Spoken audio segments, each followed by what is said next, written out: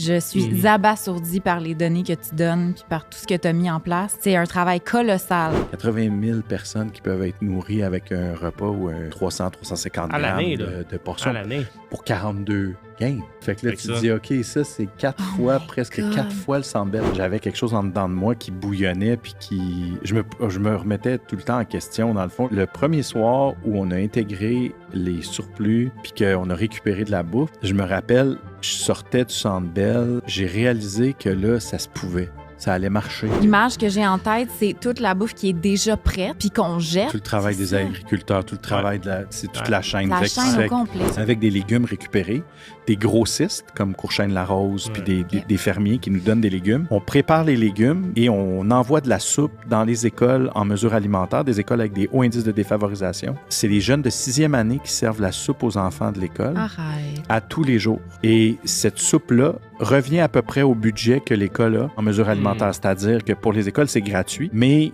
on arrive à peu près à entre 35 et 40 sous là, pour mettre un bol de soupe devant un enfant.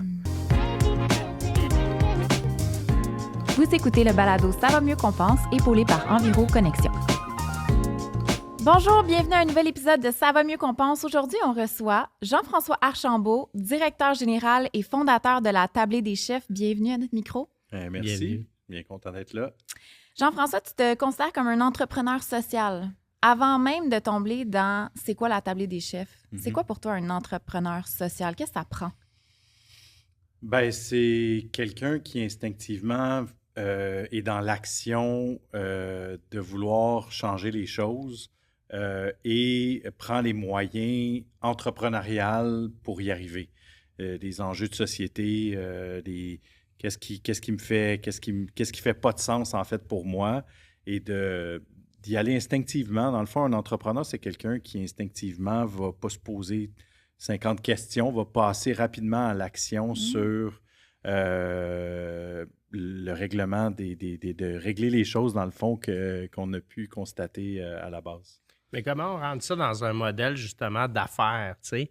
Parce que très souvent, on dit « Ouais, mais tu sais, le social, ça prend tout le temps des subventions, puis il n'y a pas de moyen de faire d'argent avec ça.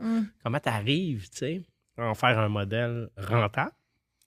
La rentabilité, oui, c'est un bon point. En fait, moi, je pense qu'il y a un équilibre. Puis à travers le démarrage, quand on se lance, on se lance en toute connaissance. En fait, on ne sait pas trop ce qui va arriver, mais on se lance sur un premier instinct, sur quelque chose qui vient nous chercher, en fait. Moi, c'est le gaspillage alimentaire.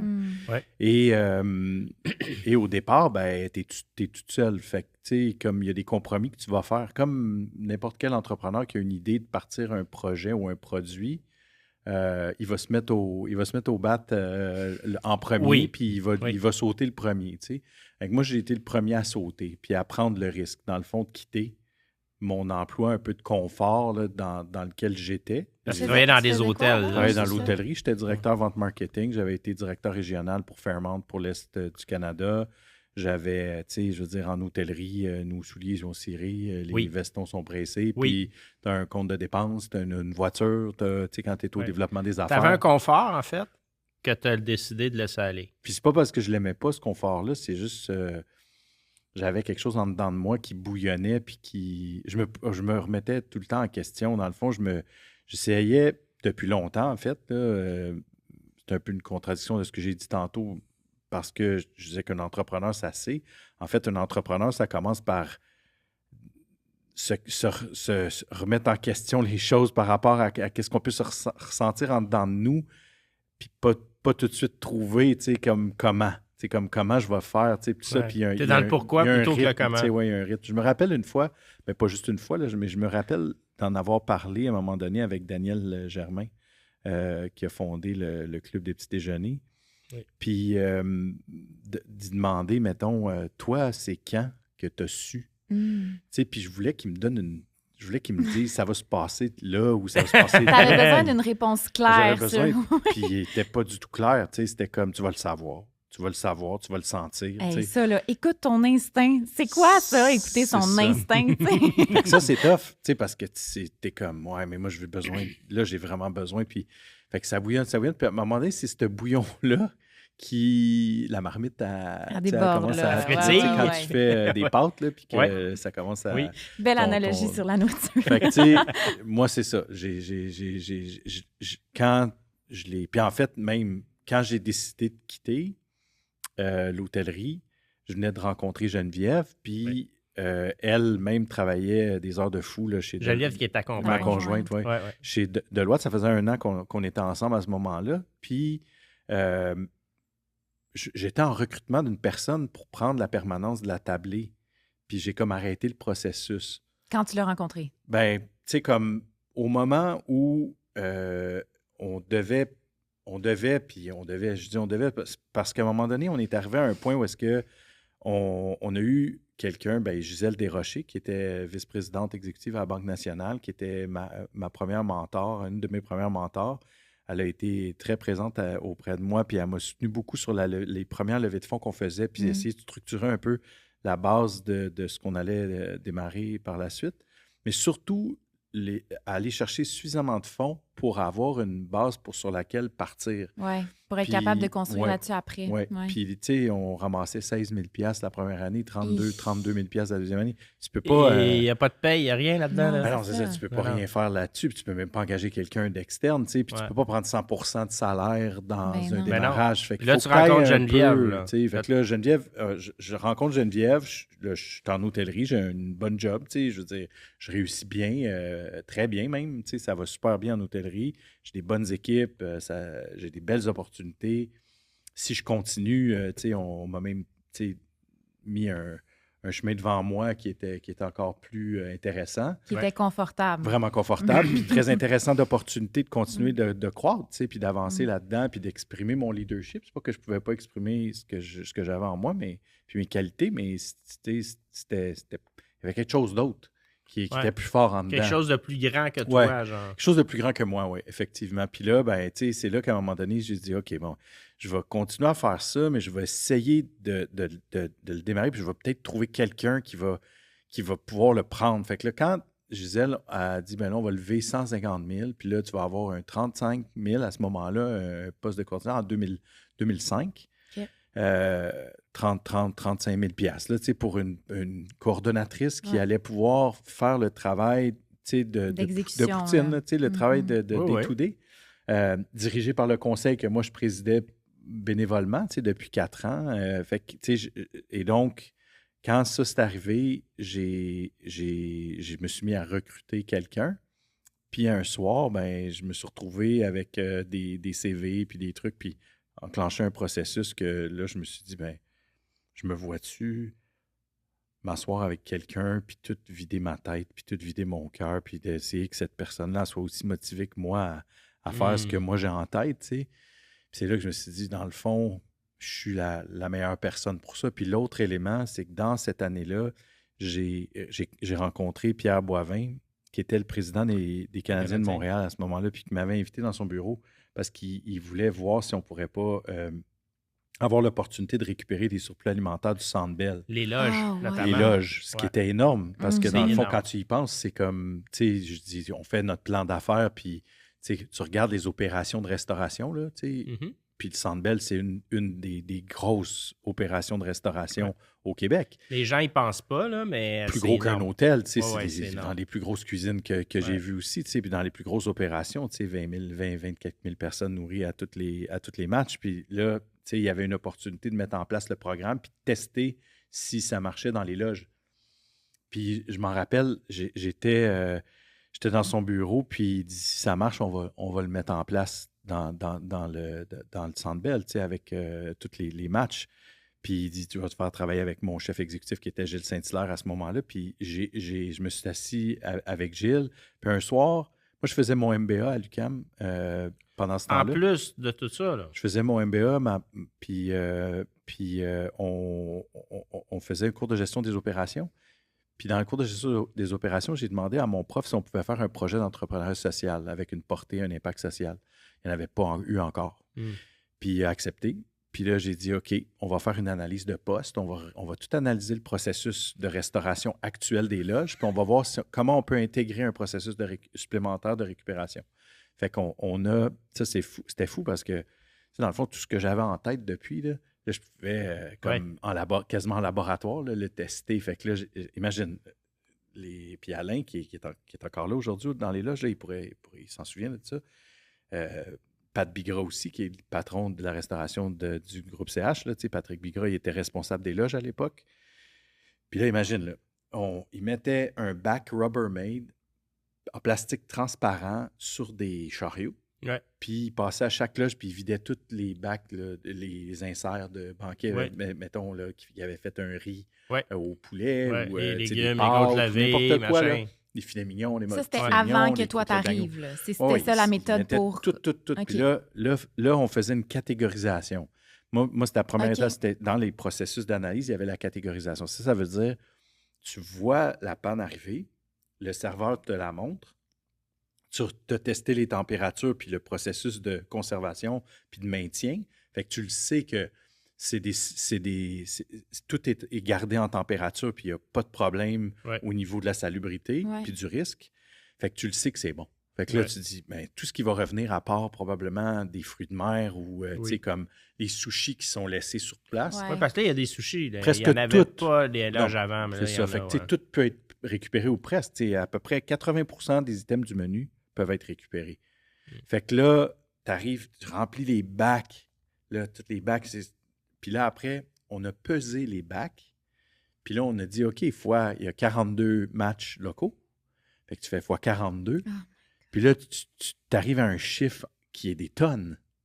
Puis tu es proche de 10 tonnes. Plus toutes les shows, il y a des loges. Plus les shows. Là, on n'avait pas calculé les shows parce qu'on Ah, commençait ouais. avec Non. les matchs. Puis les shows, comme il disait à l'époque, c'était pas tous les shows où il y a beaucoup de bouffe de commander. Il y a moins de Mais quand quantité même. qu'un match. Quand même. Mais quand même, tu sais, fait que on commençait avec ça. Fait que là, on arrivait à 10 tonnes. Là, tu te dis, OK, 10 tonnes, mettons en grammes, là, par portion, ça donne 80 000 personnes qui peuvent être nourries avec un repas ou un 300-350 À l'année, grammes là. de portions À l'année. pour 42 games.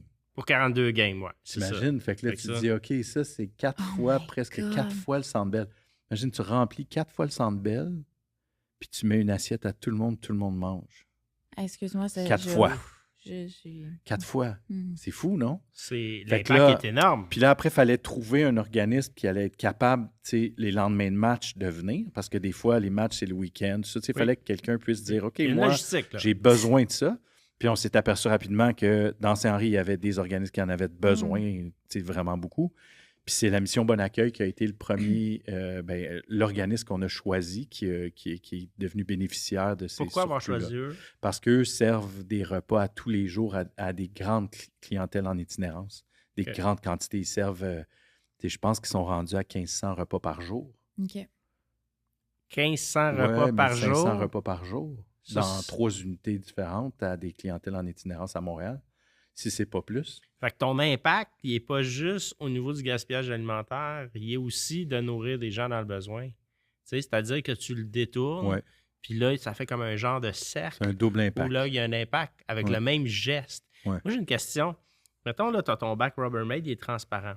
Puis là, tu mets des filets mignons, puis du riz, puis nanana. Après ça, c'est tout resplité. Non, Les non. viandes d'un Non, bar. non, Là, c'était pour ça, peser. fait que là, imagine Ouais. ça. Ouais. On a fait ça pendant 4-5 matchs OK.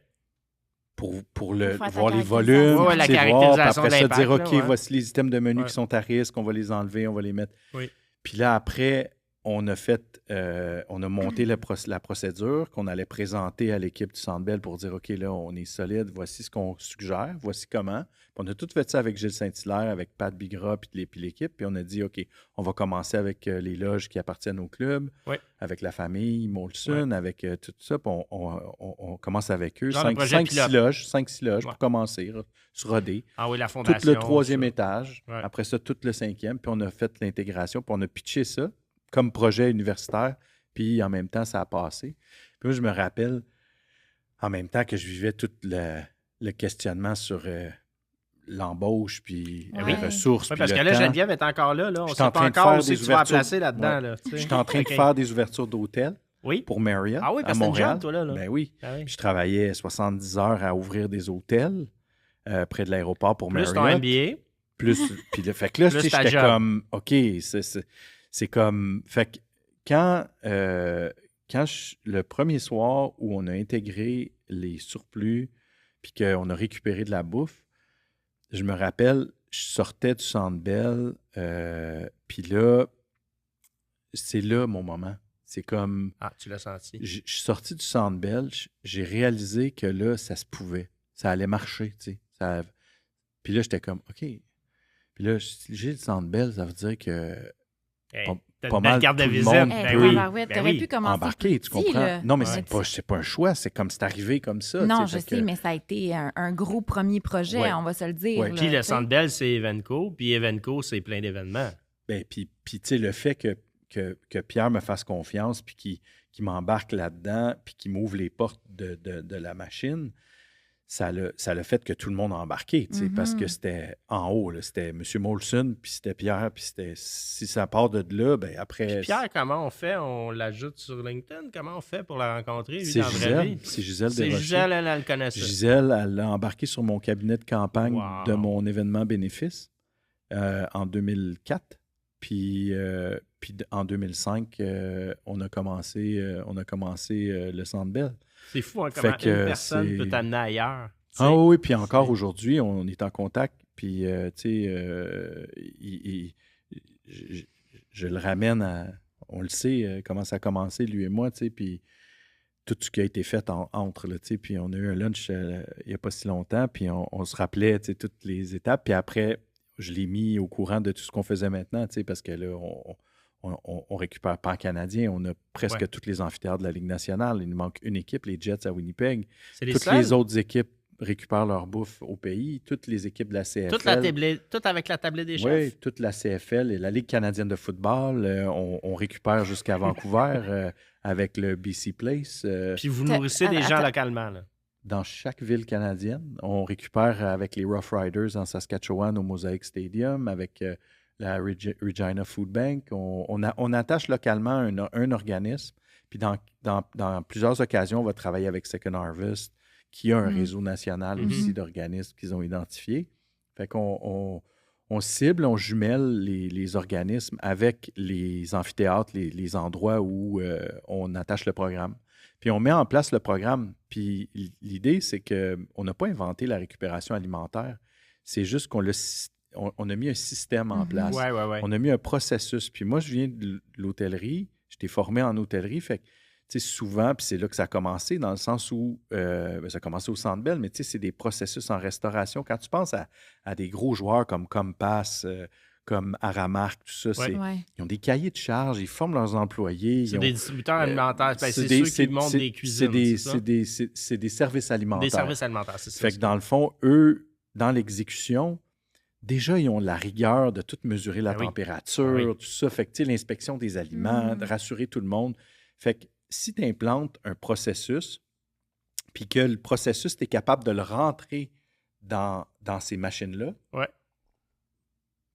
ben, tu vas réussir à ce que la récupération, ça se passe pas juste quand tu te sens généreux, mais que tu le fais tout le temps. Parce que c'est ça qu'il faut réfléchir. C'est, dans le fond, là, on passe d'un mode où est-ce que nous, on allait à la rencontre de chefs dans des hôtels, puis on leur disait, ben, on veut récupérer. Ah oui, on fait déjà ça, nous, on donne une fois de temps en temps. On va donner à Noël, on va donner, tu sais, tout ça. Mais moi, j'ai travaillé dans des hôtels pendant 10 ans, puis j'ai été aux ventes, fait que j'allais voir mes clients, puis je le voyais, les volumes de nourriture qui restaient sur les pauses café, puis les trucs qui étaient commandés. Fait que quand j'ai vu ça, c'est ça qui a fait aussi amplifier toute la situation par rapport à qu'il fallait faire quelque chose par rapport à ça. Fait que dans un hôtel 4 étoiles, 5 étoiles, qui a moindrement un peu de salle de conférence, il y a des surplus alimentaires à tous les jours. Ben oui. Même si tu as des employés dans une cafétéria. Des congrès, à des ci, des ça, il reste des muffins, il reste 56 000 Un hôtel qui nous dirait aujourd'hui qu'il n'y a pas de surplus alimentaire, là, il nous ment. Il nous ment carrément. Fait que, puis j'ai pas besoin de me cacher pour le dire aujourd'hui. Enfin, on a toujours fait attention parce qu'on ne veut pas blâmer personne ou pointer des gens du doigt. Puis on n'a jamais fait ça. Mais je peux dire que quelqu'un qui me dit ça aujourd'hui, qu'il n'y a pas de surplus alimentaire ou qui ne gaspille pas, lance-toi une boîte de consultation parce que tu vas faire bien de l'argent. Parce que moi, j'ai 400 établissements pan-canadiens, des hôtels Fairmont, des hôtels Marriott qui font ça, puis c'est pas parce que les cuisiniers sont pas compétents. Je me suis assis avec le chef exécutif du groupe CH, Yves Lowe, et qui est un bon ami, puis Chris Zielinski, le chef exécutif de MLSE, Maple Leaf Sports Entertainment, qui s'occupe du Toronto FC, des Leafs puis des Raptors. C'est le chef exécutif. Il y a le rôle de Yves, mais pour les Leafs et MLSE.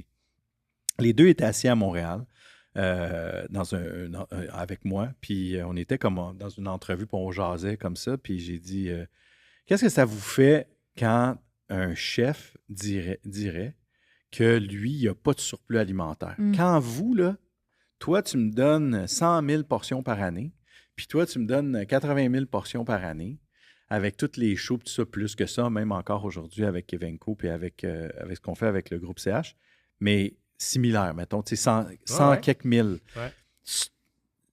C'est-tu parce que vous faites mal votre job, tu sais, puis c'était un petit peu ironique, mais les deux m'ont regardé, puis qu'est-ce qu'on dit à un chef qui nous dit ça?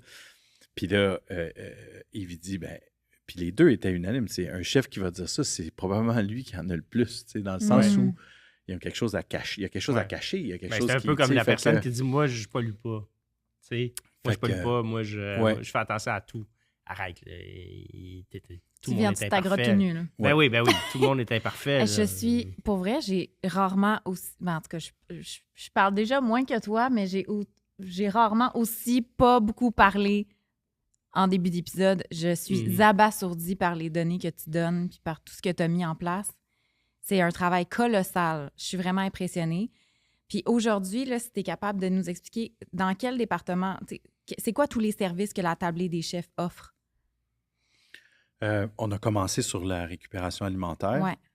Puis moi, tu sais, j'ai joint le conseil d'administration de Moisson Montréal au début des années 2000. Puis ce que je me suis aperçu, dans le fond, c'est qu'il y avait des besoins. OK? Dans un premier temps, j'ai comme incubé quasiment la tablée des chefs à Moisson Montréal au départ, pour voir aussi c'est quoi une banque alimentaire, comprendre la dynamique d'une banque alimentaire en étant sur le CA, mais tu as accès à... Je te coupe une seconde, c'est parce que incuber, là, je vois le monde là, qui nous écoute, là, puis ils font c'est quoi incuber? C'est comme si la tablée des chefs était partie.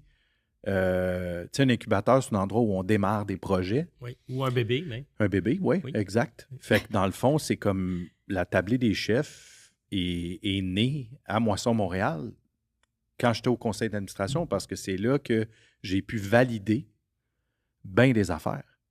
Les besoins. Entre autres, le fait que je ne voulais pas devenir une banque alimentaire. Pas parce que j'aime pas le modèle de la banque alimentaire, il est absolument nécessaire, le modèle des banques alimentaires, parce qu'il joue un rôle de fondation sur le volet de sécurité alimentaire pour des centaines et des milliers d'organismes à travers le Canada. Et cette base-là, elle est essentielle. Totalement. Jamais on va la remettre en question. Elle évolue d'ailleurs, elle est en constante évolution, puis il y a plein de super belles choses très innovantes qui se passent du côté des banques alimentaires. Elle a besoin d'amour. Mais il y a un ratio sur lequel les banques alimentaires n'arrivent pas à fournir à tous les organismes parce que les besoins sont plus grands. Et donc, le fait d'explorer un créneau qui n'était pas exploité, qui était la nourriture préparée, la nourriture transformée venant des chefs dans le secteur HRI, hôtels, restaurants, institutions, donc le service alimentaire, les hôtels et la restauration plus traiteur. Là. Quand je parle de restauration, il y a moins de gaspillage alimentaire dans de la pure restauration parce que les chefs sont capables de repasser ça dans des menus du jour et tout ça, sont très créatifs. C'est là que le potage du jour arrive. Du jour, des salades, des trucs, l'entrée du chef, le board avec le chalkboard avec puis bien entraîner tes serveurs pour dire j'ai besoin de passer ça ce matin. Faut que vous essayiez le médaillon de porc. C'est là qui va me vendre moi-même, j'ai mangé salade. Ils disent tout le temps ça. Moi-même, j'ai mangé ça. C'était délicieux. C'était délicieux. C'est toujours bon. C'est juste des fois, ça demande un petit push pour le vendre, mais les serveurs sont toujours très bons là-dedans. Les serveurs, c'est les metteurs en scène. Oui, les autres qui collent les shots. Un bon serveur, il va te passer toutes les affaires. Fait que, dans le fond, tu sais, toute cette nourriture-là venant de ce secteur-là, c'est ça qu'on voulait nous apporter. Fait que c'est moins de volume que ce que les banques alimentaires vont faire. Les chiffres des banques alimentaires, c'est même... Je te disais 10 tonnes au Centre Bell. Pour une banque alimentaire, 10 tonnes, ils vont... C'est un petit lundi. C'est Non, le mais matin, c'est ça parce que arrive avant 10 heures, moi, si tu es rentré déjà. tu sais. L'image que j'ai en tête, c'est toute la bouffe qui est déjà prête, Oui, puis qu'on jette. oui. Moi, c'est ça que je suis comme, Oui. je peux pas croire. Mais Mais Puis c'est attends, facile à servir aussi. c'est ça. Pour... toute la bouffe qui a été apprêtée, réfléchie par un Tout chef. le temps, Tout l'amour qui a été mis dans Dieu ce plat-là. C'est ça. Puis là, c'est réfléchi, là, c'est une pièce, puis là, on l'amène là, Oui. puis on va l'acheter. Non. Oui, tout le travail C'est des ça. agriculteurs, tout le travail c'est toute la chaîne. La Fait que chaîne fait au que complet. C'est vraiment ça. Fait que ça, c'est le volet qui a démarré la tablée. Mais après, quand tu lis les statistiques, là, on tombe sur l'autre axe qui est l'axe éduqué de la tablée. Fait que le pilier nourrir, puis le pilier éduquer. Puis ça, c'est vraiment dans la perte de connaissances et de compétences culinaires, en particulier dans les milieux moins favorisés. C'est très vrai. On s'est dit, ben là, déjà, je mobilise les chefs à récupérer leur surplus alimentaire. Qui possède le plus de connaissances et de compétences culinaires après ta grand-mère Oui. ou tu sais, Oui. tout ça, Oui. ta mère dans certains cas, Oui. ton père des fois, tu sais, Oui, sans oui. tomber dans Chez le- nous, c'est toute une culture de gars. Mais Mon grand-père, mon père, c'est tout ouais, eux mon qui font père la aussi bouffe. cuisine Ouais. un peu de certaines choses. Ma mère, elle cuisinait vraiment, vraiment bien. Mais tu sais, vraiment dire, OK, les chefs possèdent puis la passion. Moi, mon père était avocat de la Société des chefs cuisiniers pâtissiers du Québec pendant plus de 25 ans avant de devenir juge. Puis, dans le fond, moi, je croisais des chefs à la maison qui venaient, mon père avec son cabinet à la maison, puis, tu sais, je voyais des chefs, là, sans les nommer, mais des chefs que Paul vous Martin, connaissez tu es déjà allé sûrement. chez vous. Paul Martin, non, mais Laurent Godbout, oui. Puis, Laurent Godbout, tu sais, OK. Normand Laprise, OK. avec M. Beausoleil, tout ça, tu sais, ça a été Ouais, mon ouais. environnement dans lequel j'ai grandi. Quand M. Beausoleil a ouvert le Citrus avec Normand en cuisine, puis Martin Picard en cuisine, ben, je me rappelle une fois d'avoir été mangé là, puis d'être rentré dans la cuisine avec les cheveux à Normand qui étaient spikés dans les airs avec son bandeau, puis tout ça, je m'en rappelle, quand j'étais petit, j'avais 9 ou 10 ans, là, ça va faire vieillir un peu Normand, mais bon, c'est Ouais. correct, tu sais, on est encore là toutes les deux. Puis, il a été un des premiers à me soutenir aussi au tout début. Après ça, il m'a laissé aller, tu sais, puis Ricardo est arrivé, puis tout ça, puis ça a continué de faire avancer les choses. Mais tu sais, aujourd'hui, j'ai des centaines de chefs qui sont là autour de nous. Puis tout le volet d'éducation, pour moi, c'est ça qui est, ben, je veux dire, l'avenir. On doit s'occuper de la lutte au gaspillage alimentaire puis de nourrir les gens avec cette nourriture-là tant et aussi longtemps qu'on va avoir l'opportunité de le faire, puis les volumes sont encore là pour doubler, tripler les actions de la tablée. Aujourd'hui, on est passé du Centre Bell en 2005-2006, saison 2005-2006, à récupérer 80 000 portions à peu près, à aujourd'hui récupérer 3 millions de portions à l'échelle canadienne dans 350 établissements et dans des grands événements comme Oshiaga, Oui. Omnium Banque Nationale, Oui. le Grand Prix de Formule 1, C'est tous des gros événements forts du Québec. le là. Honda Indy à Toronto. On récupère, maintenant, on récupère avec Live Nation aussi. On fait Oshiaga. Ben, on a lancé Budweiser Stage à Toronto. On est là depuis le début de l'été. On était pour le show de Coldplay à Toronto Ah, le au fameux Rogers show, là. Stadium. On était T'es-tu là. allé? Je ne suis pas allé. Hein? Mon frère était là. Avec Ok. l'équipe de la tablée était là. Eric Hovland était là avec l'équipe. Puis là, ben, on continue de récupérer tous les shows à venir. Puis, Moi, fait j'ai que, une tu sais, question. c'est- Excuse, je t'arrête tout de suite, mais pendant ces spectacles-là, là, Ouais. là, vous avez accès à beaucoup de monde. Ouais. Tu sais, tu parlais d'éducation. Est-ce qu'il y a une sensibilisation qui est faite pendant ces activités-là, pendant ces événements-là? C'est comme... Parce que ça pourrait être une porte aussi de pouvoir expliquer aux gens qu'est-ce qui est Ouais, fait. puis- super bon point. On commence le partenariat, mais c'est voulu qu'on le fasse. Tu sais, nous, on est OK. rentré avec eux en disant on va faire la récupération physique de toute la bouffe Ouais, qu'on va, qui est déjà un qu'on va immense catégoriser. travail. Même affaire, hein? Ouais. On catégorise les menus, tous les menus traiteurs. Des fois, c'est 3-4 traiteurs différents qui travaillent sur le site. On va regarder les installations sanitaires, on va regarder la réfrigération. Il manque-tu de réfrigération? Des fois, comme le Rogers Stadium, il a été critiqué un peu là, au Oui. départ Ah là, ouais. avec les infrastructures. Hey, la Il faut logistique. s'assurer que l'infrastructure de réfrigération est là pour que Arrivez-vous avec des la camions bouffe... réfrigérants? On a des choses qu'on met en place dans Ok. des sites qui sont des fois des sites éphémères, là, où est-ce que tu as Ouais. besoin d'avoir... Mais c'est souvent des frigos ou des roulottes réfrigérées, Ouais, ok. congelées réfrigérées. Puis, on fait le lien, la même chose, avec des organismes communautaires qui viennent à tous les jours. Au Grand Prix, c'est un semi-remorque réfrigéré. Là. C'est un gros container réfrigéré. Puis les organismes viennent à tous les jours du Grand Prix chercher la bouffe puis vider parce qu'on le remplit à tous les jours. Cette année, on va avoir atteint 15 tonnes.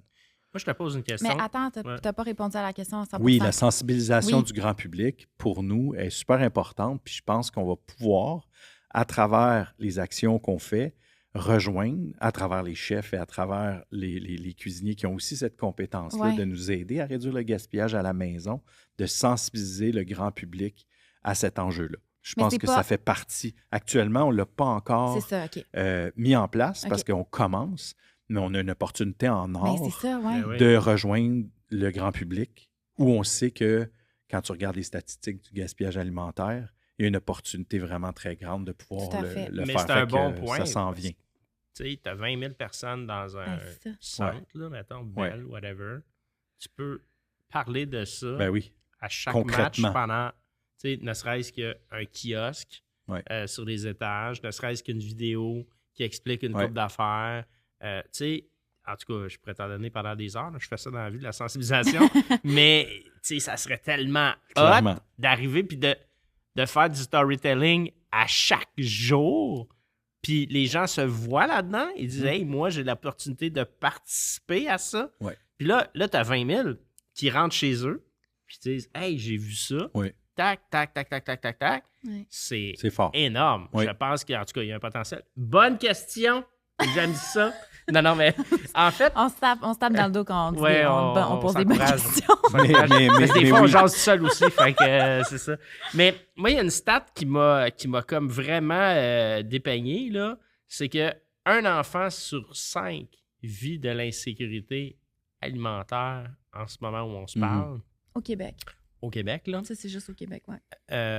D'un côté, on parle de gaspillage alimentaire. D'un autre côté, on parle des surplus de bouffe puis du Grand Prix. On s'entend que ces enfants-là, 1 sur 5, ils vont pas au Grand Prix. Là. Non. Il y a une méchante inégalité dans le monde où on vit.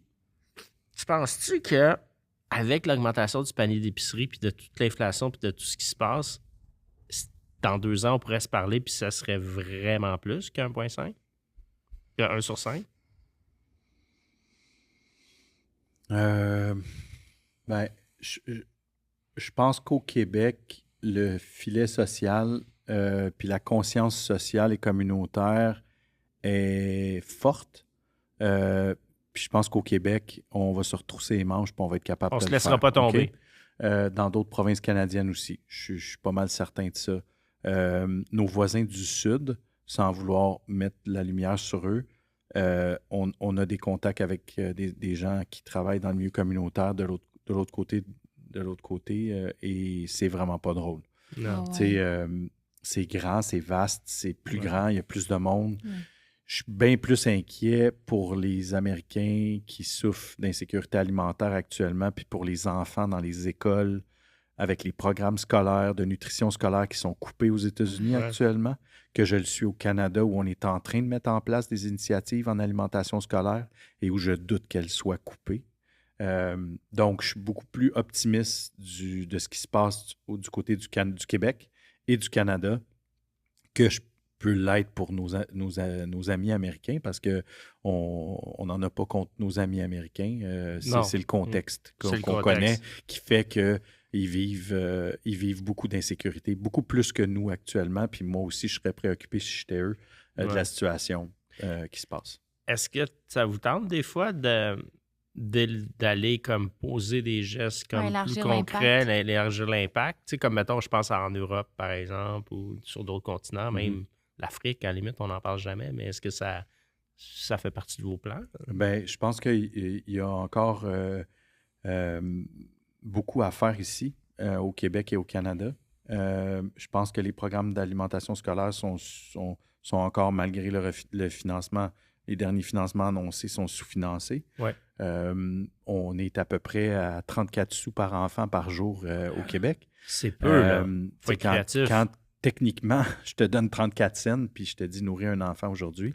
Écoute, une pomme, c'est plus que 34 cents. Je ne sais pas si vous allez y arriver, tu sais. Fait que, à quelque part, ça, pour nous, ça nous préoccupe. Fait que c'est pour ça que l'autre initiative du volet nourrir, une des grosses initiatives qui émanent de la pandémie avec les cuisines solidaires qu'on a lancées, où on a préparé quand même pendant la pandémie puis je ne veux pas revenir là-dessus, mais tu sais, sur 18 mois, on a fait 4,4 millions de repas avec toute la nourriture qui aurait été dirigée vers le secteur de l'hôtellerie et de la restauration qui nous a été donnée. Ah oui! 1600 tonnes de nourriture qui nous a été donnée, qu'on a transformée à travers le Québec et le Canada, parce qu'on a préparé 1 million de repas à l'extérieur. Parce que c'était de la bouffe qui s'en allait à l'hôtel, mais l'hôtel était fermé, c'est ça? Tous les fournisseurs normalement voués parce que les cuisines d'hôtel étaient fermées. Oui, à cause des dates de péremption, c'est à cause de ça? Exact. Okay. Et on a eu accès à toute cette nourriture-là. On a eu des dons de producteurs de pommes de terre, de producteurs d'œufs, de producteurs laitiers. On a eu Olimel qui a été un gros partenaire crucial. On a fait du pâté chinois, on a fait du mac and cheese. On a fait un paquet d'affaires qu'on a envoyées dans le réseau des banques alimentaires pendant la pandémie. Puis ce qu'on s'est aperçu, il y avait beaucoup de légumes qui étaient, malgré la volonté de vouloir les donner, à cause qu'un légume, c'est plus fragile puis ça va vite, bien, il y a des timings des fois où, tu sais, Moisson Montréal, son frigo, il est plein, à pleine capacité. Il vient de recevoir trois camions de quelque chose.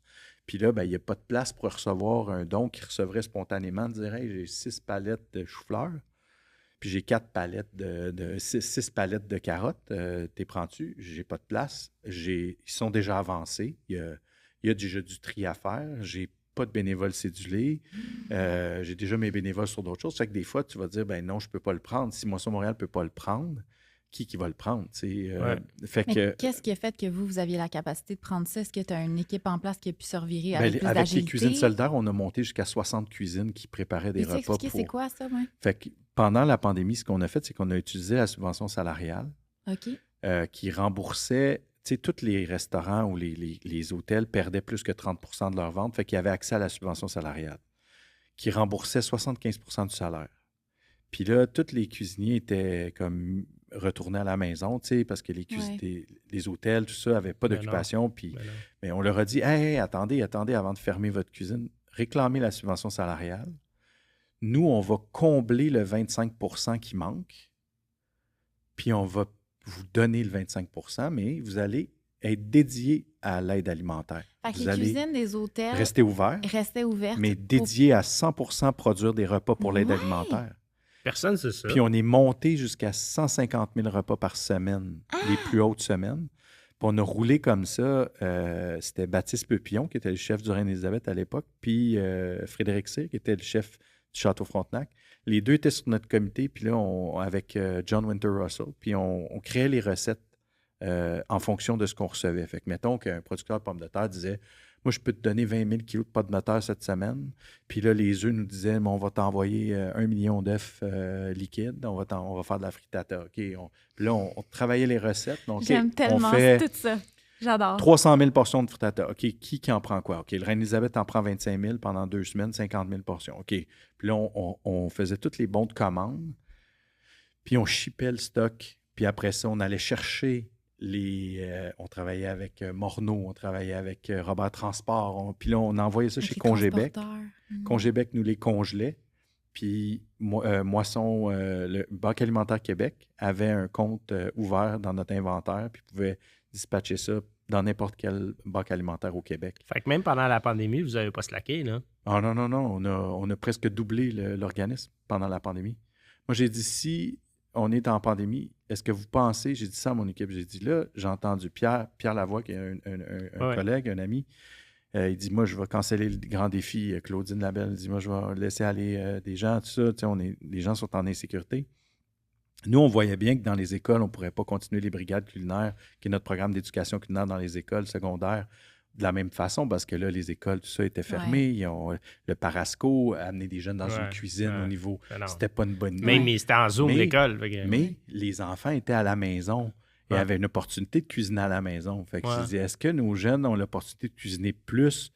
Parce que là, ils sont isolés, tout ça. Bien plus. Ben oui, tout le monde faisait du pain. Si les enfants, si on est en situation de détresse, tout ça, est-ce que l'insécurité alimentaire va augmenter? Ben oui, elle va augmenter. Fait que techniquement, si on reste à faire comme on le faisait, oui, on va devoir couper du monde. Mais si on adapte notre façon de faire, on va être encore plus pertinent pour faire cuisiner les jeunes à la maison. Fait qu'il faut juste s'adapter à la façon dont on va le faire. Puis de l'autre bord, si l'insécurité alimentaire augmente, fait qu'aller au terrain, puis on va demander qu'est-ce qui se passe. Fait que là, dans le fond, les cuisines collectives et les popotes roulantes fermaient à cause des règles sanitaires et perdaient leurs bénévoles. Ben oui. Fait ce qu'on a fait, c'est que dans le fond, on s'est dit qui va distribuer les repas à des personnes aînées seules, tout ça, puis toutes les clientèles. Là, je voyais l'armée, tu sais, mais à un moment donné, c'était comme l'armée des Oui. Fait que l'armée, ils vont pas se mettre à préparer de la bouffe. Là. Mais non. Fait qu'il faudrait que la bouffe soit déjà prête. Fait que dans ma tête, je disais, OK, on va préparer la bouffe d'avance. Elle va être congelée. Ils vont pouvoir avoir accès à ces stocks-là, puis ils vont distribuer ça au lieu de distribuer des affaires avec de la poudre ou n'importe quoi d'autre. Oui. Mais comment... Ça prend quand même... D'un, j'entends la logistique, j'entends la créativité, j'entends les contacts. Il y a beaucoup d'affaires là-dedans aussi, qu'il y a du monde qui veut être rémunéré quand même. Il y a des services qui sont offerts là-dedans. Ouais. Comment tu fais pour tout faire ça? Tu as combien d'employés à la table des chefs? Aujourd'hui, on est une équipe d'un peu plus de 60 personnes à temps plein. Attends une minute, là. 60 personnes, vous avez tout cet impact? 300 bénévoles à peu près. Wow.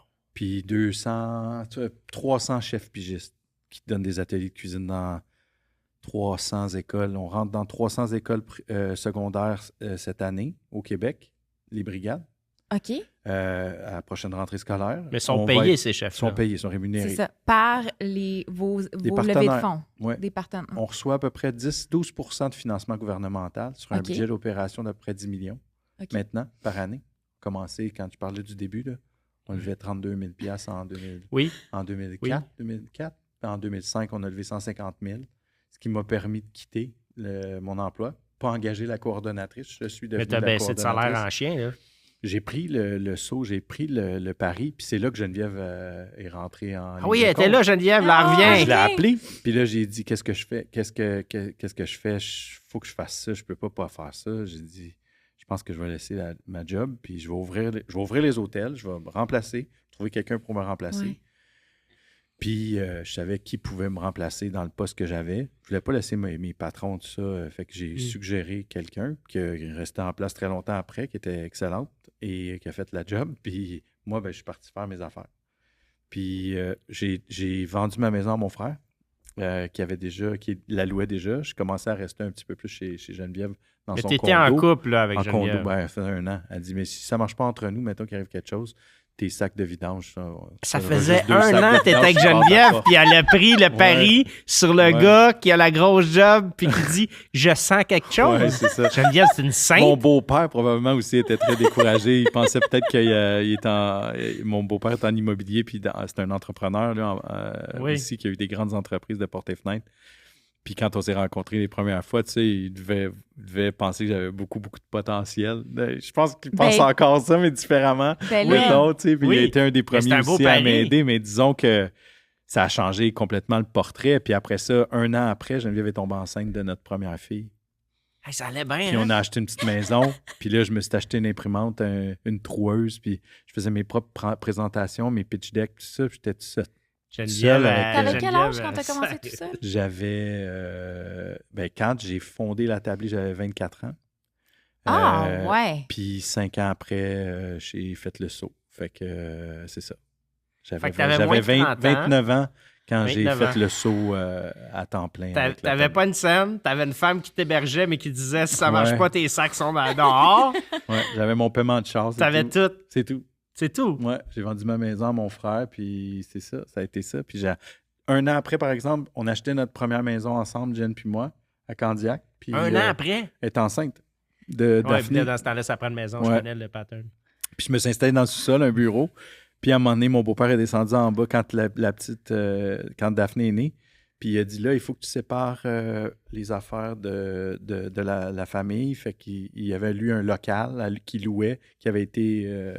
qui louait plus, dans le fond, parce que la personne est partie. Il m'a donné la clé, puis il m'a dit, tiens, va voir ça, c'est à 700 pieds carrés.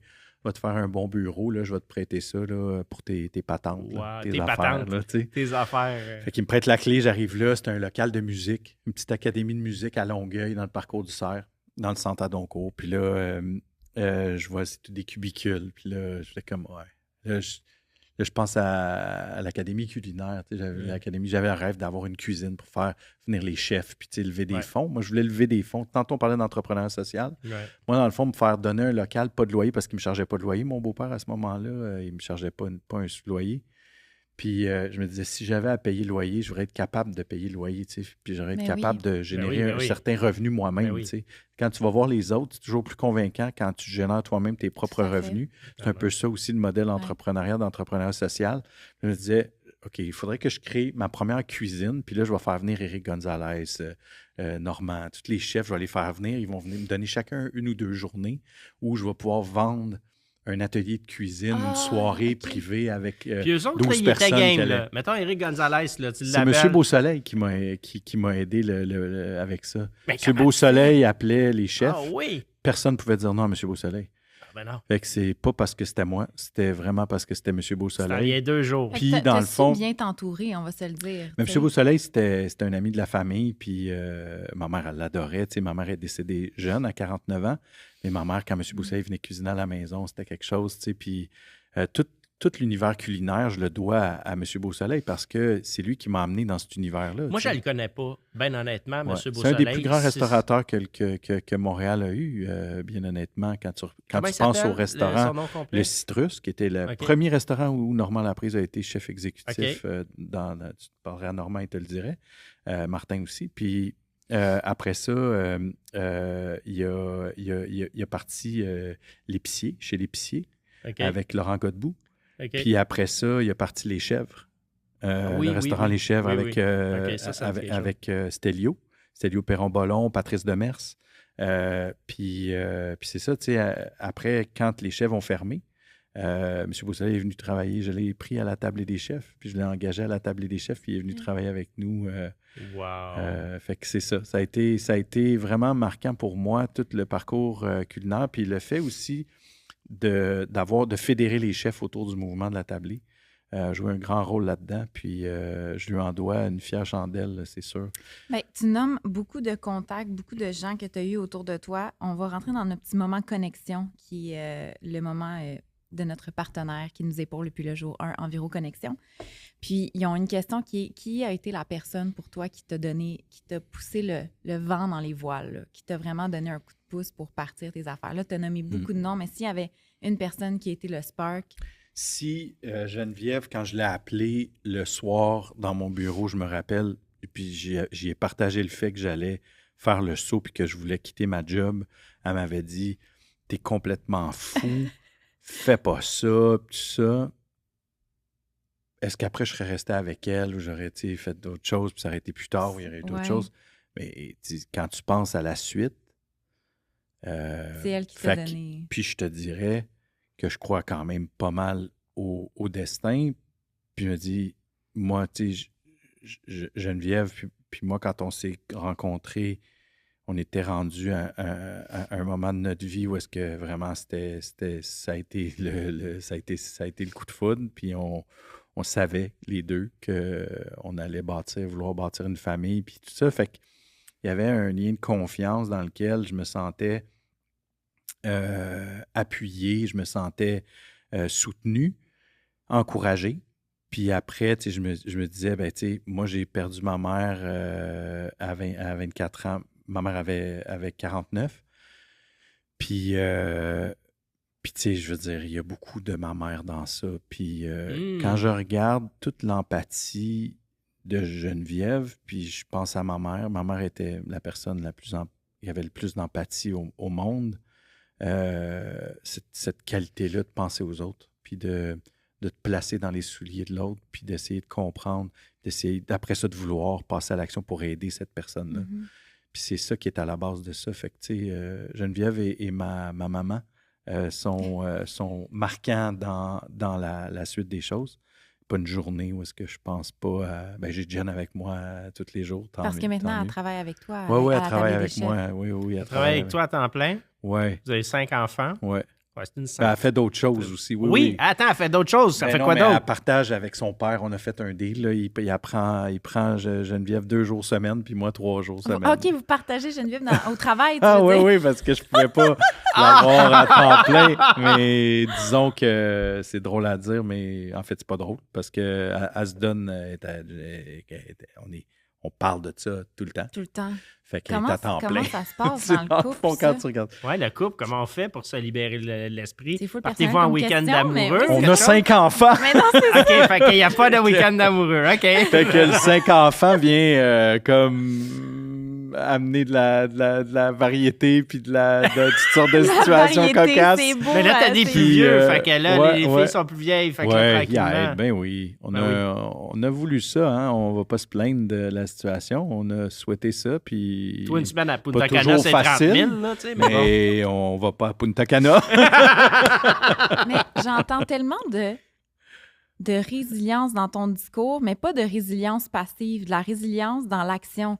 Genre, tu vois une problématique, t'es pas comme « Ah là, tu te morfonds pas. » En tout cas, peut-être que tu te morfonds pendant une couple de minutes, là, mais après ça, c'est comme « C'est quoi la solution? » Tout de suite, tu te revires de bord.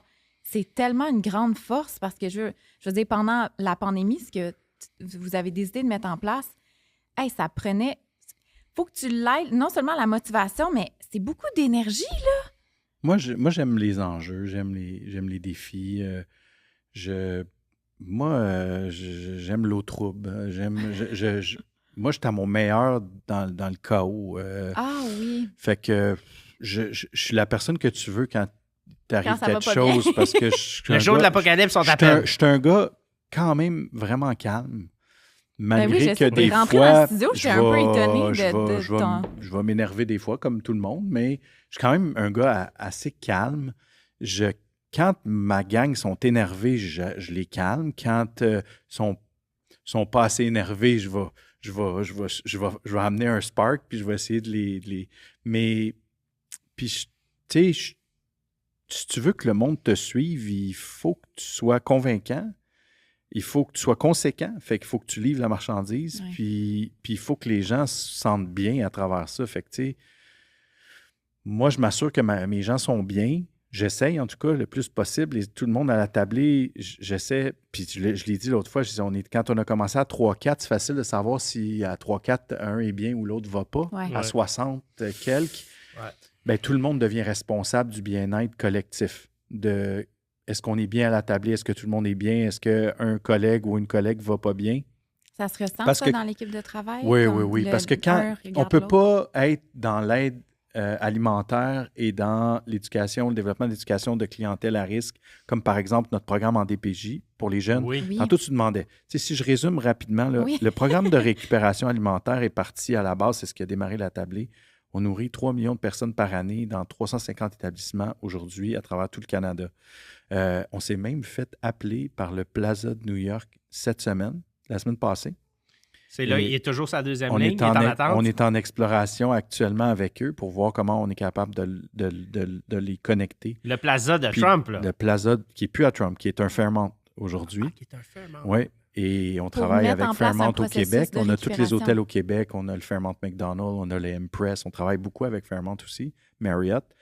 Et là, mettre en place ce programme de récupération au Plaza à New York, ça serait quand même pas mal cool qu'on Oui, qu'on ça serait attache même ça. En fait, ironique. Avec on va l'attacher. En avec, fait, on va C'est-tu là qu'il y a l'espèce Détachement. d'escalier C'est le qui gros monte, hôtel là, dans Maman, le j'ai raté plaza, il y a l'avion. un gros escalier Maman, j'ai raté doré. l'avion. Oui. Ben oui, Trump a fait un caméo. S'il y là, a dans ça, moi, je veux une photo de toi qui monte Ah, ça, l'escalier. c'est drôle. Ça serait tellement Très drôle drôle, avec ta ouais. On casquette enlève à tablée des l'image. chefs. On enlève l'image que les gens ont de Trump dans cet escalier-là. Ouais, c'est une OK, bonne mais on idée. revient. Fait que t'as Fait le que- programme de récupération. Les soupes solidaires, mais en fait, on a eu les cuisines solidaires qui ont donné naissance. Ouais. Tantôt, je parlais des cuisines solidaires qui ont mené aux soupes solidaires, qui actuellement est un programme d'alimentation scolaire. En le fond, ce qu'on fait, c'est qu'on fait de la soupe Ouais. avec des légumes récupérés, des grossistes comme Courchaine-Larose, puis Ouais. des fermiers qui nous donnent des légumes. On prépare les légumes et on envoie de la soupe dans les écoles en mesure alimentaire, des écoles avec des hauts indices de défavorisation, OK. dans des chaudières de 2,5 litres congelées. On fournit un congélateur aux écoles avec 2 soupières, 2 grosses soupières commerciales avec les louches. OK. Et c'est les jeunes de 6e année qui servent la soupe aux enfants de l'école Arrête. à tous les jours. Et cette soupe-là revient à peu près au budget que l'école a en mesure alimentaire. C'est-à-dire que pour les écoles, c'est gratuit, mais on arrive à peu près à entre 35 et 40 sous là, pour mettre un bol de soupe devant un enfant. Et ça, à cause que, principalement, les légumes sont donnés. Et actuellement, on est en train de construire une cuisine à Longueuil, à côté de notre siège social. La cuisine est financée par la Fondation Saint-Hubert et par la Financière agricole du Canada. OK. Et la cuisine va avoir 4000 pieds carrés, va pouvoir recevoir des brigades de cuisiniers de la Table Ronde. On va travailler avec Pat Saint-Vincent, avec toute l'équipe de la Table Ronde pour être capable de faire venir des cuisiniers avec leur brigade pour faire des journées de bénévolat en cuisine avec nous, pour préparer de la soupe pour les écoles primaires en mesure alimentaire partout à travers le Québec. C'est une fois qu'elles sont préparées, La est-ce que capacité de la soupe, congelées? Oui, la OK, capacité de la cuisine va être de préparer entre 700 000 et 1 million de litres de soupe par année. Puis 1 litre de soupe, ça On a nourrit combien 5 soupières de 350 litres. Fait que à chaque batch, là, on va faire à peu près 3000 litres de soupe par jour. Et donc, 3000 litres, c'est le nombre de litres qu'on envoie dans une école pour l'année complète. Pour l'année Et- complète. Pour l'année complète. Fait qu'une Vous allez brigade faire ça d'un par resto jour. va venir, mettons Charles-Antoine, qui a déjà levé sa main. Il va venir avec sa gang. Moi, j'ai mon chef avec mon sous-chef puis mon Charles-Antoine commis, Crête, t'es à quel resto, donc? Montréal Plaza. Ah ouais, c'est ça. Et il y en a plein d'autres qui ont levé la main puis qui vont venir comme nous donner une journée par saison.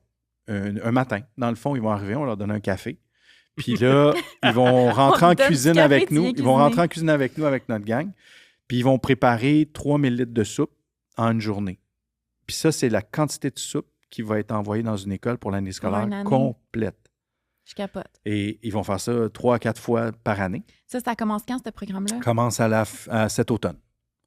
Et les entreprises vont pouvoir le faire aussi. Fait OK. que les entreprises viennent. Ils viennent Avec leurs employés? 10-12. Puis l'objectif, c'est de matcher ce que les cuisiniers font quand ils viennent nous voir. Ah, c'est hot!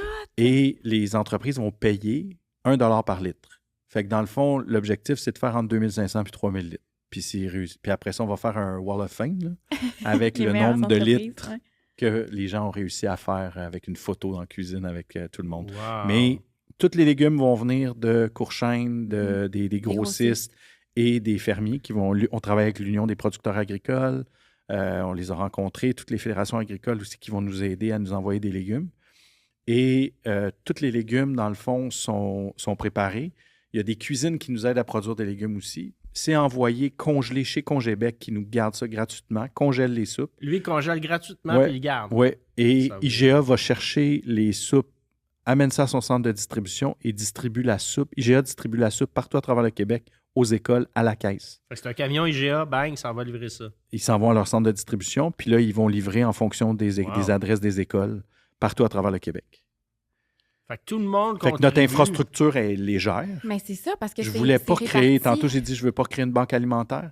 J'ai pas besoin de camions. J'ai 2 camions, des petits camions. On y va au strict minimum.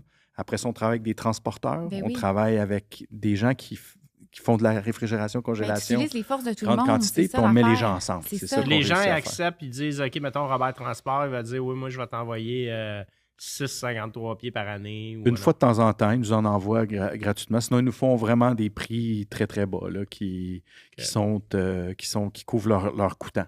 Comment on fait pour financer tout ça? C'est quoi vos opérations de financement? Les Comment ça activités marche? bénéfices, les grandes tablées, ça, c'est nos soupers bénéfices. On fait une soirée à Montréal. On a 650 personnes. La première a eu lieu en 2003. On a levé 16 000 Ouais. piastres, C'est le le fameux fameux 16 000 du début. Aujourd'hui, on lève un demi-million avec la grande tablée de Montréal en un soir net. Puis quand tu prends toutes les grandes tablées ensemble, tu prends Québec, on lève à peu près 200 000. Puis là, on lance Ottawa, Gatineau, Ottawa. Puis on a Toronto aussi qui lève Comment un ça 300 000. marche, les gens? Fait là, qu'on lève mettons, un nous million. autres, on Un veut million. acheter une table, c'est ça? Une Comment ça table, marche? les tables, c'est surtout le corporatif, c'est 1 000 par place. C'est 10 000 une table. 10 000 une table. Puis c'est des entreprises beaucoup qui vont acheter puis qui vont leur inviter des clients ou des entreprises à venir. J'entends les chiffres que tu donnes par rapport aux événements bénéfices que vous faites, mais tu disais tantôt que le roulement de l'entreprise, c'est environ 10 millions, c'est ça? Oui. Puis tu as un 10-12 1,5 million du gouvernement. C'est ça. C'est tout. C'est tout ce qu'on reçoit. Là, tu as du les gouvernement. événements, mais je veux dire, il y a un.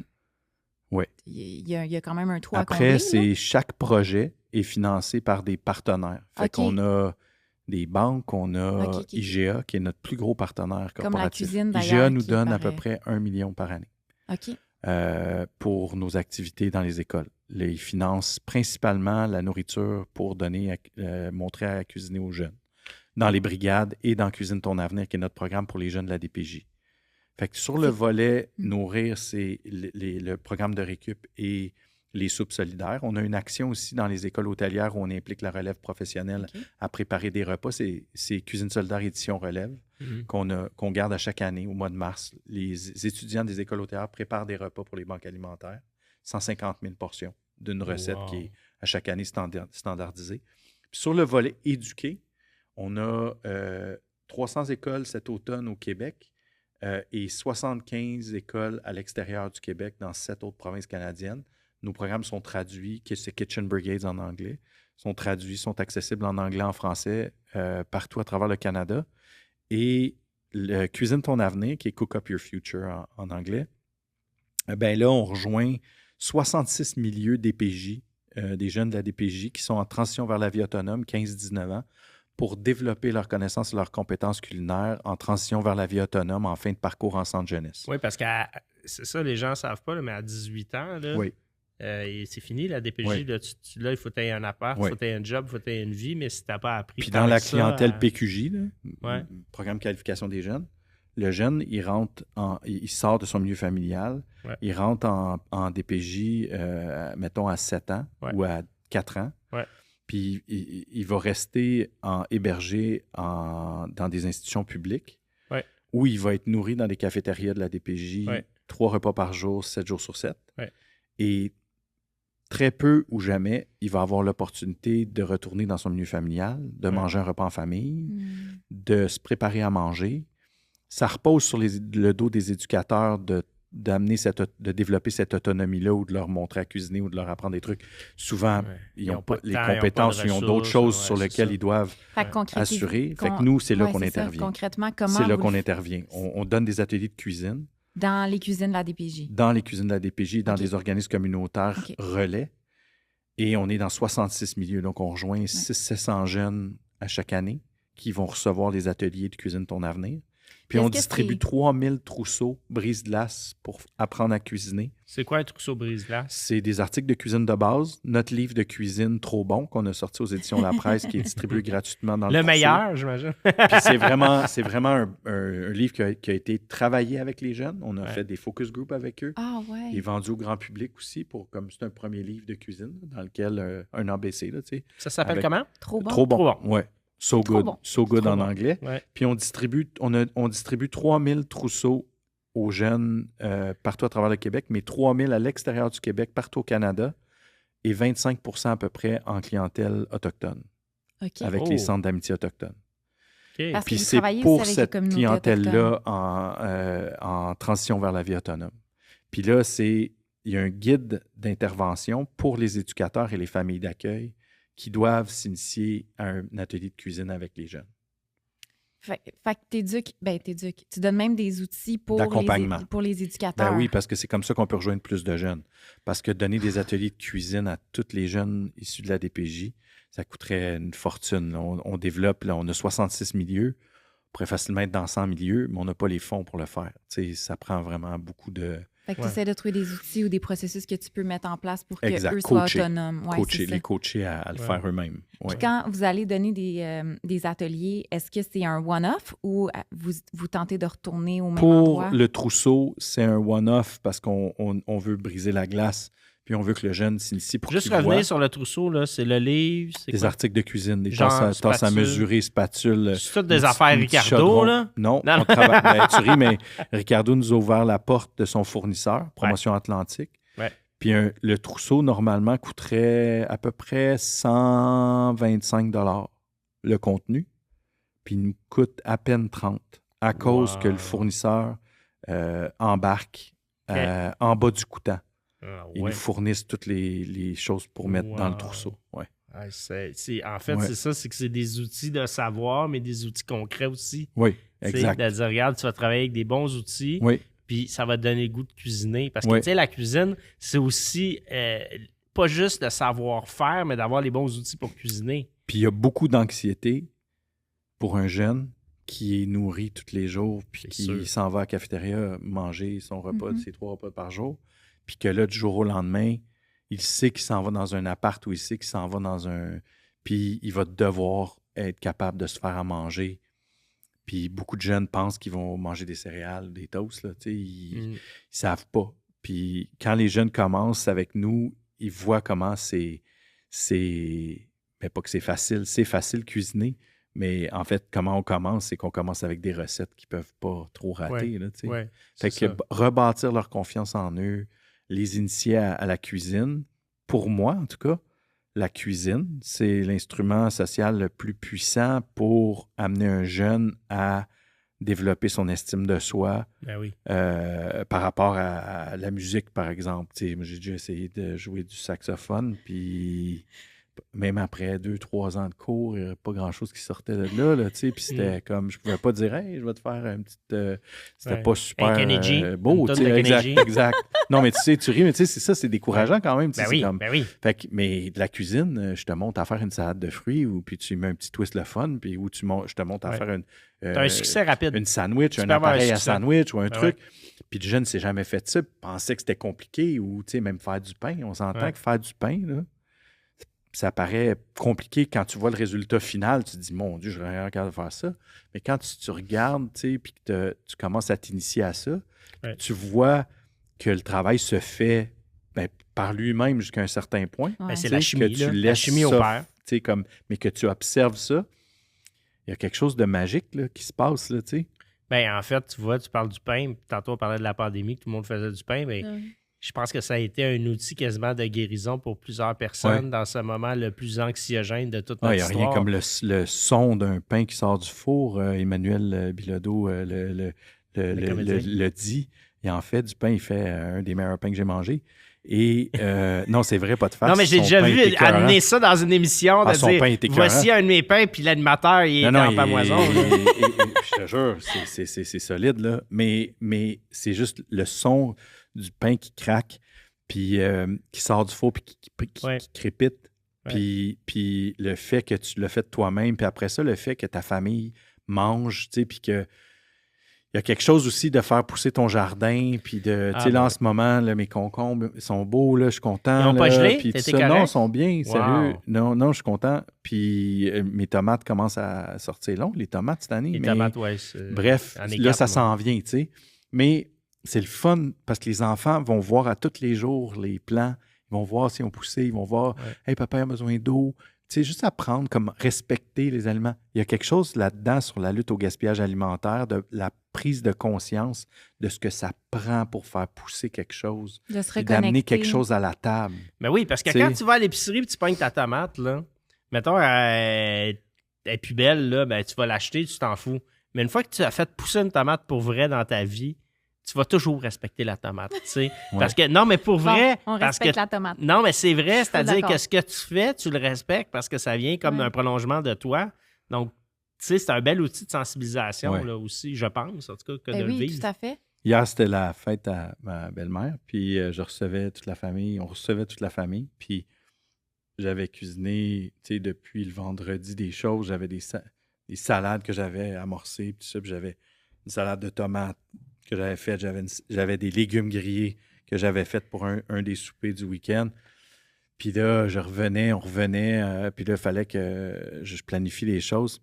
Mais moi, j'aime ça, respiner des affaires, tu sais, comme genre, là, mes légumes grillés, j'ai vu une couple d'autres affaires, puis là, j'ai fait une salade de légumes grillés, froide, mais avec une burrata dessus, avec, tu sais, des herbes du jardin, puis tout est dans la présentation. Ben oui. Si j'arrive, je te présente cette salade-là, jamais tu vas savoir que C'est tes vieux légumes grillés de la j'ai des veille. pâtissons du vendredi soir que j'ai fait avec le poisson, puis que j'ai d'autres trucs.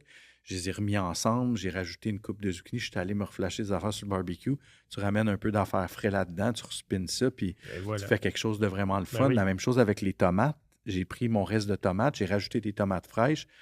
C'est ni vu ni connu, Mais là, non. c'est C'est disparu clair. là, tout d'un Ben coup. oui, Fait que ben c'est oui. ça qu'il faut réussir à faire à la maison pour se redonner le goût. Parce que des fois, on ne veut pas manger les restes ou on veut moins manger les restes. On a le goût de remanger quelque chose d'autre. Oui. Puis c'est ça qui fait qu'à la maison, à un moment donné, on va se dire ouais, là, puis là, tu l'étires. Là, Puis il à un est au moment fond du donné, frigo, tu tu te le vois dis, plus. ouais, Moi, je là, il est-tu comprends pas encore bon? celle-là. Il est encore bon? Mais Tu sais, ça nous vient d'où, ça, cette affaire-là de ne pas manger les restes? Moi, je suis contente d'avoir des restes Ouais. dans mon frigo. Ouais, ben, tu sais, ça dépend qu'est-ce que tu as le goût de manger sur le moment, tu sais. Puis si Ouais. le lendemain, c'est ça que ça te tente encore de manger, puis comment tu es capable de le spinner pour pas que ça soit ça, que ce soit Ouais, d'autres c'est comme choses. de tu sais. développer la créativité qui Oui, vient avec. c'est comment ça tu qu'il faut fais réussir ça. à faire. Oui, tu sais. puis là, en ce moment, la charge mentale est énorme chez les gens. Hein? Mhm. Fait qu'il y a comme une espèce de... Ben, on dit pas la paresse parce que ça paraît que ça n'existe pas, la paresse, là, mais on manque de motivation, mettons. Je pense que si on cultive plus, comme on donnait comme exemple, puis qu'on devient plus créatif, puis qu'on se prend ça comme notre propre succès, peut-être ça peut être un levier de changement. Oui, tu sais. oui, c'est sûr. De dire, hey, regarde ce que j'ai fait avec ça. Oui, Tu sais. se donner le défi de... Ouais. Tu sais, une quiche, mettons, avec des légumes grillés, c'est Oui, cool au oui, bout, non, là. exactement. Tu Ça sais, aussi, ça aurait pu se faire. Même un ouais. potage avec des légumes Oui, grillés, c'est tout super. à fait. Tu sais, il y a plein Ouais. de choses que tu peux faire avec la même affaire. Ouais. Fait que, On dit souvent que le gouvernement doit plus agir ou qu'il doit mettre en place plus de politiques justement pour aider dans toute forme de responsabilité sociale. Comment tu vois que le gouvernement aide ou comment il devrait peut-être plus agir pour l'autonomie alimentaire ou pour l'éducation alimentaire? L'autonomie alimentaire, c'est surtout là qu'on est financé avec le ministère de l'Agriculture. Il finance 50 du programme des brigades culinaires. OK? OK. Puis ça, c'est vraiment bien. Tu sais, je pense que là, ils sont là où ils devraient être. Dans la lutte au gaspillage alimentaire, on n'a pas de financement. Fait que je te dirais, nous, on sait qu'on est capable d'avoir un levier d'impact assez puissant sur ce côté-là. On est en train de travailler sur des projets qu'on va pouvoir annoncer bientôt, hyper porteurs. On est encore en phase pilote, mais quand on va annoncer ça, la mise à l'échelle du projet sur lequel dont je vous reparlerai très bientôt. Ben oui, j'ai hâte. C'est une grande entreprise qui a fait un travail incroyable de revoir ses processus que quand je vous dirai le nom de l'entreprise, vous auriez eu un doute qu'ils auraient réussi à le faire, mais ils sont en train de le faire, puis les résultats sont très concluants. On a amorcé des conversations avec Recyc Québec là-dessus. Oui. Fait que c'est quelque chose qui s'en vient, mais ça, c'est extrêmement porteur. Fait que ça, je suis encouragé. OK. Puis je pense que peut-être quelque chose qui va pouvoir se faire au niveau d'un financement pour nous aider à mettre ça à l'échelle provinciale, puis être la première province avec cette entreprise-là à le faire. Mais là, tu dis amorcer des dialogues avec Recyc Québec. Je peux pas croire qu'au fil des ans, ils n'ont pas déjà commencé à te supporter, Il y a étant eu donné que... un soutien sur le démarrage des soupes solidaires OK. qui nous a donné, dans le fond, raison parce que on a pu poursuivre les soupes solidaires entre la pandémie puis OK. passer le... Fait OK. que ça nous a permis. Bon. Parce que quand OK. on a commencé la pandémie, Recyc Québec nous a aidé à financer la revalorisation des invendus, justement, OK. du secteur Ah, achéri. bon. OK. Fait que ça a été fait OK. ponctuellement dans un appel de OK, projet. c'était pas C'était genre... un appel de Un projet. appel de projet. Après, on a poursuivi sur les soupes solidaires parce qu'on a dit, hey, by the way, on a une avenue qu'on n'avait pas vue, qui est l'avenue de l'alimentation scolaire. On aimerait ça le tester. Fait qu'on a continué, puis ils nous ont laissé continuer avec les fonds résiduels. Puis c'est ce qu'on a fait. OK. Donc, ça nous a donné confiance après ça de dire, OK, ce projet-là, il va fonctionner, puis on y va. Sur les autres axes, actuellement, on est en discussion pour la clientèle de la DPJ avec Oui. 3 ministères. OK. Il y avait un potentiel désengagement dans toutes les coupures qu'on a entendues dernièrement. Oui. On ne peut pas s'imaginer qu'il y aurait un désengagement au niveau de la clientèle de la DPJ. Bien honnêtement, là, il n'y en a Ouais. pas assez qui est fait. Puis nous, on est vraiment bien réseautés. On a fait notre travail. Fait que je suis aussi confiant qu'on va réussir à convaincre les gouvernements. Là où je pense que le gouvernement, on est un organisme national maintenant, on est présent partout au Canada. On n'a aucun financement fédéral. Et ça, Oh. on a amorcé des conversations avec François-Philippe Champagne. avec Stephen Guilbeault, donc là, on est confiant aussi que d'ici les prochains mois, on réussisse à aller chercher du financement puis du levier au fédéral pour être capable de... Parce que c'est pas approuvé, là. Tu sais, je veux dire, vous n'avez pas approuvé l'impact social que vous avez. Il faut toujours le prouver. Il faut toujours avoir de la reddition de compte. Je pense que c'est sain. Mais bien honnêtement, puis tu as raison, moi, je pense, puis je le dis aux ministres quand je les croise, on a accès si on est débrouillard, puis on montre qu'on fait notre travail, puis on fait notre job, on a accès aux décideurs. Au Québec, on est chanceux, on a accès à nos décideurs. Moi, j'ai rencontré plusieurs ministres, puis je les ai engagés dans des conversations très intéressantes, puis aller chercher leur point de vue aussi, travailler avec les équipes.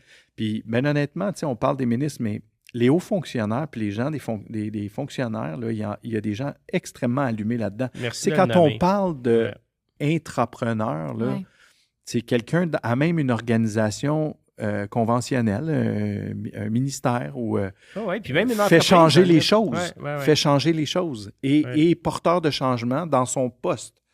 Et donc, ça, on en croise plein. Je peux te nommer un paquet de noms dans des ministères de gens qui sont extraordinaires, qui vont créer les liens entre ce que le ministre la capacité du ministre à attacher ça à l'intérieur de la machine. Oui. Ça, c'est extrêmement crucial. Mais tu sais, je ne mets pas en doute la reddition de compte. Ce que je veux dire, c'est vous avez eu des succès qui sont quantifiables, qui existent. C'est pas une nouvelle bénérie là, que tu parles, là. Non, mais le problème de la tablée, c'est qu'on est une bébite à quatre pattes. Puis, comme je l'ai dit dernièrement, justement, à une équipe d'un des ministères, on pourrait être 4 organismes. On pourrait être un organisme au niveau du volet de la DPJ, puis juste faire ça. On pourrait être juste les brigades, on pourrait être juste les soupes solidaires, on pourrait être juste la récupération alimentaire. Puis ça serait 4 organismes plus petits, mais on a décidé de le garder sous la tablée des chefs. Puis mais donc, quand on se présente au gouvernement, comme les objectifs sont divisés dans des objectifs, les objectifs de la lutte au gaspillage alimentaire, l'objectif de sécurité alimentaire, l'objectif d'éducation, l'objectif de persévérance scolaire, ça rentre dans différents créneaux et ça doit être présenté à 4 ministères différents, 4 à 5 ministères différents. Et les gouvernements, les ministères travaillent de plus en plus ensemble, mais c'est cette lourdeur-là qu'on essaye de... Puis je te dis, quand je te parle des fonctionnaires, il y a des fonctionnaires qui sont très créatifs, qui vont engager les conversations avec des collègues de d'autres ministères pour faciliter notre travail. Mais c'est pas gagné, c'est pas facile. C'est pas facile pour eux, c'est pas facile pour nous non plus. Mais il faut continuer d'avancer. Je pense qu'un financement qui est sain, là, ça serait 20-25 %, 20-25 % de financement gouvernemental sur ton 100 % de revenus. Puis après ça, le reste, là, c'est à toi à faire tes preuves. Là. Puis à aller chercher le reste de ton financement. Mais si le gouvernement peut être là à 20-25 %, c'est sécurisant pour les fonds publics, la saine gestion des fonds publics, les impôts des Québécois et des Canadiens, par rapport à ce qu'on est capable d'aller chercher du côté philanthropique des grandes fondations qui nous aident. Fondation Marcel et Jean Coutu, Fondation Bombardier, il y a un paquet, Fondation Rossi, il y a un paquet d'organisations qui nous aident comme ça. Puis après ça, tu as toutes les entreprises, Saputo, Olimel, Solio, avec la grande marmite IGA, qu'on a faite, IGA, qui est notre plus important partenaire corporatif, la Sonde, tu sais, on a un paquet d'organisations qui vont nous aider à différents niveaux, entre 25, 10, 15, 25 000, à aller jusqu'à 1 million avec IGA, qui est notre plus gros partenaire. Puis récemment, ça va être annoncé sous peu, je peux vous le dire, on a une nouvelle alliance avec les producteurs de lait du Québec pour le refinancement des brigades culinaires. Puis on est super contents parce que c'est quelque chose qui va venir apporter une stabilité puis qui va nous permettre de rallier l'ensemble des écoles secondaires au Québec. Wow. Il en reste à peu près 150. Puis on va être dans toutes les écoles secondaires publiques au Québec avec les brigades. Wow. Fait que cet écosystème-là, il est important parce qu'une fois qu'on va avoir réussi, après, il faut rénover les cuisines dans nos écoles. Oui. Parce que c'est tous des anciens locaux d'économie familiale. Oui, ben oui. Puis on a abandonné ça, l'économie familiale au Québec. Toute l'infrastructure alimentaire, là, nous, on l'a fait, l'exercice. Là. On a des photos à l'appui. Là. ben, dans les infrastructures scolaires, il va falloir investir un peu, puis la tablée va être là pour aider le gouvernement à sainement réinvestir dans les cuisines, dans les écoles, pour nous permettre de continuer à donner des ateliers de cuisine. C'est la tablée qui va être là pour aider le gouvernement. Il faut travailler ensemble. C'est ça que tu viens de Il dire. faut travailler ensemble. Il faut travailler ensemble. Non, je sais, mais c'est quand même fou que tu dises... Tu sais, le gouvernement peut t'aider, mais toi, tu dis le non, gouvernement moi, réinvestira pas tout seul là-dedans. Oui. Mais j'adore, je trouve que c'est... Ils peuvent pas avoir le levier communautaire si on n'est pas là. Ouais. Après, les entreprises privées ne peuvent pas investir directement dans les écoles. Mais non. Mais ça prend une courroie communautaire et sociale. C'est ça qu'on fait. Tu Fait vois que la tablée des chefs où dans 10 ans? Mais dans 10 ans, je pense que dans 10 ans, ce que je vois, c'est une sécurité, une pérennité pour la portion financement de la tablée, parce que je le vois, je le porte depuis 23 ans. C'est quand même lourd. C'est quand même lourd de penser que 70% de ton financement sur un budget d'opération de 10 millions, il n'est pas confirmé pour l'année qui s'en vient. Je ne pense pas que même les entreprises qui dormiraient tranquilles. Sachant ça, on veut mobiliser le grand public derrière nous, ce qu'on n'a pas actuellement. On a les entreprises, on fait nos activités bénéfices, beaucoup avec les entreprises aussi. On fait des activités de levée de fonds. On a nos camps culinaires qui génèrent des revenus. On génère nous-mêmes les revenus par nos camps culinaires l'été. Des activités corporatives que je parlais tantôt, où les gens viennent cuisiner dans nos cuisines, parce qu'on a des cuisines. On a une cuisine au Grand Marché à Québec, on a une cuisine à Longueuil. On a 2 cuisines à Longueuil, en fait. Puis là, on devrait annoncer une nouvelle cuisine à Montréal aussi d'ici la fin de l'année. Il y a bien des annonces cette année qui s'en viennent. Non, mais c'est le fun. Mais tu sais, quand tu parles, on va continuer de croître, on va suivre les besoins. Ça, c'est super important. On ne fait pas de la croissance pour faire de la croissance par le plaisir de voir la tablée grandir ou augmenter le nombre de personnes. C'est vraiment en fonction de le nombre d'écoles. Tu sais, je parlais de 450. 450 écoles des brigades, ça veut dire qu'on est dans toutes les écoles. Après, rebâtir les infrastructures alimentaires dans les écoles. Fait que ça, sur 10 ans, je pense que c'est réaliste de penser qu'on serait là. Du côté de la DPJ, continuer de soutenir ces clientèles-là, puis augmenter le nombre de milieux. Puis un des souhaits que j'ai, ça serait de se faire donner ou de travailler en partenariat la nutrition et l'accompagnement alimentaire des jeunes issus de la DPJ dans les environnements alimentaires, c'est-à-dire les cafétérias de la DPJ. Comment on serait capable d'améliorer l'expérience d'alimentation des jeunes pour ressembler à un repas pris en famille et que ça devienne ludique aussi. C'est-à-dire que le lieu puisse être un lieu d'apprentissage puis une source d'inspiration pour ces jeunes-là au niveau de leur cheminement alimentaire. Fait que ça veut dire égayer les espaces, ça veut dire amener des connaissances et des compétences dans ces lieux-là et permettre, pour en avoir parlé à plusieurs, à des cuisiniers issus de la DPJ qui travaillent dans ces lieux-là, d'avoir un lien avec les jeunes. de partage de passion. Ne serait-ce que pour dire, il y a de l'espoir, regarde. Fait que pour moi, ça serait vraiment porteur parce que ça ferait la courroie avec les ateliers qu'on donne, avec tout le reste. Puis ça donnerait au moins 3 fois par jour un moment plus agréable que ce l'est actuellement. Puis je dis pas que les gens font pas le travail. Ils le font dans un contexte de vieille infrastructure où est-ce qu'on pourrait très bien ramener de la couleur, de ramener un peu de vie, puis un peu plus de bonheur, puis de capacité, puis de possibilités dans ces lieux-là.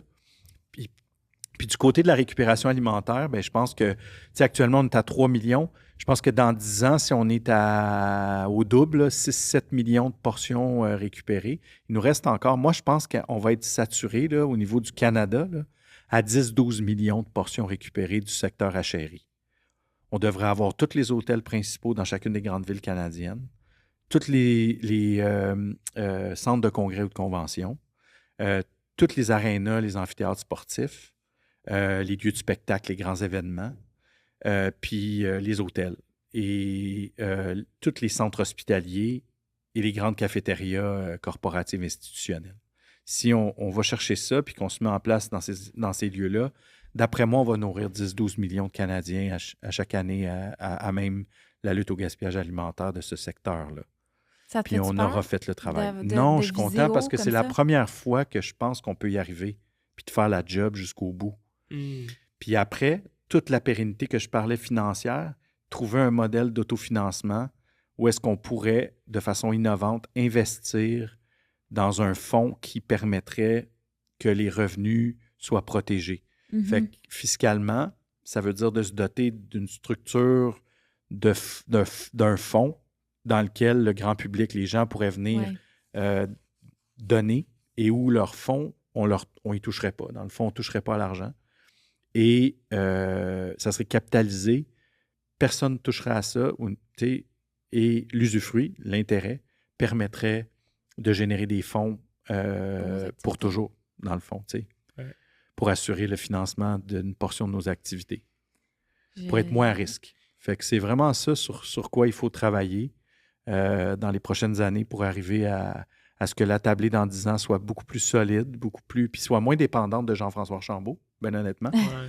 Comment je peux, moi, me retirer, sans me retirer physiquement, là, me retirer et être moins nécessaire que je le suis actuellement à financer ça, comme je dis, 70% de refinancement annuel, c'est une grosse job que moi je fais maintenant avec une équipe, mais c'est pas soutenable à long terme. Puis, mais je crois qu'on va réussir à rééquilibrer tout ce modèle-là puis à se structurer pour être plus solide pour l'avenir.